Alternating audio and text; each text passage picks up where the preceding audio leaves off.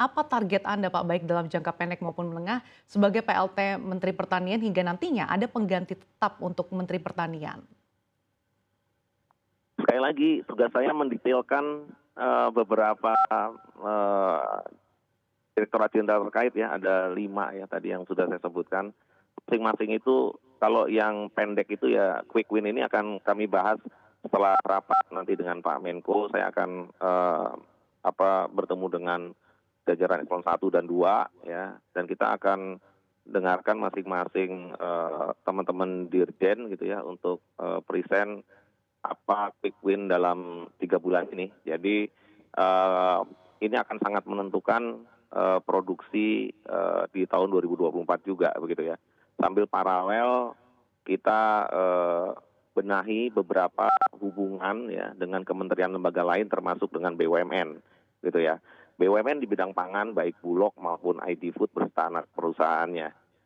Mari kita sama-samalah kita, persiapkan dengan baik. Oke, lalu di tengah adanya ancaman El Nino yang berkepanjangan, apa langkah strategis yang akan Anda lakukan Pak Arief? Ya seperti yang sering disampaikan Pak Presiden begitu ya, mana lahan yang masih bisa ditanam ya itu ditanam, kemudian, persiapan untuk, tanam yang November dan Desember untuk MT1 ini juga sangat penting ya. Kemudian, dengan daerah-daerah juga gripnya juga harus, lebih baik ya.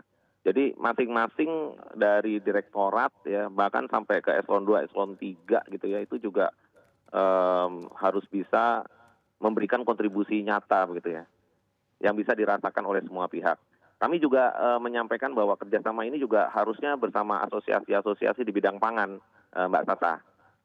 Jadi misalnya kalau kita bicara mengenai peternakan ya berarti dengan asosiasi peternakan, karena mereka ini semua rindu gitu ya bersama dengan, pemerintah ya untuk melakukan eksekusi-eksekusi tentunya bersama private juga.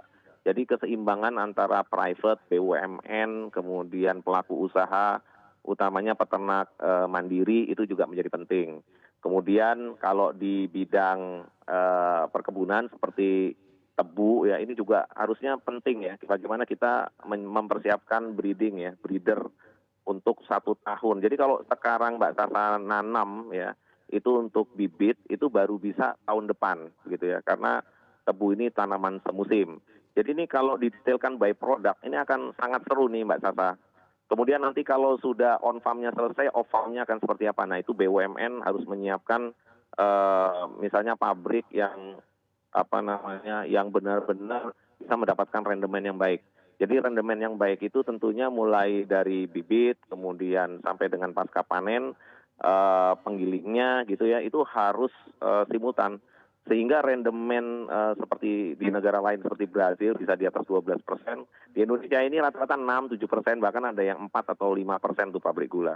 Sehingga nanti kalau produktivitasnya tinggi, tentunya petaninya bisa lebih baik, eee, cost per unitnya lebih rendah, produksinya lebih tinggi, sehingga keuntungan yang diberikan bisa banyak.